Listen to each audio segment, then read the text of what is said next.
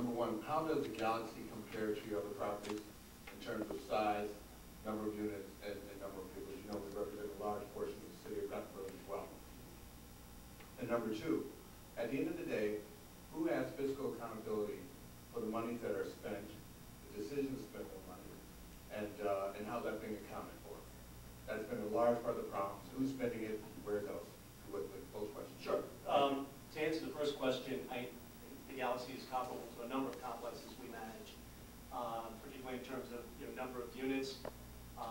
Just shy of 1,100 units here. Lincoln Towers in Manhattan, 1,800, 2,700. Kips Bay Towers is a two-building condominium that's approximately 1,100 units.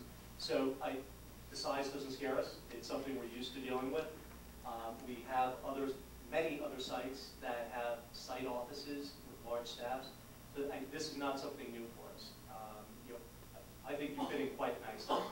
I'm sorry. The fiscal responsibility right now, we don't even control the accounting here. Over time, we will.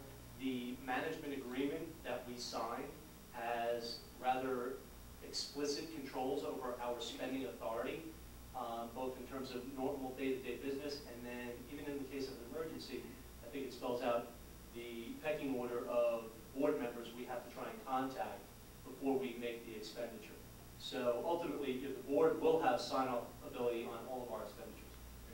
And a follow-up to that, if there's an expenditure that you see as professionals, you guys are running businesses, this is your business, Absolutely. and you see something that says, doesn't look right, at what point would you be able to say, time out, doesn't look right, let's put it to a vote? Because a lot of things have happened in the past where monies have been spent, expenditures have been made, and it hasn't been fair.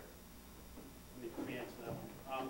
It'll be a little long-winded of an answer, and I apologize, but I started this company with one property, and now we manage 175 properties, and we built that based on our reputation. And we only have one reputation.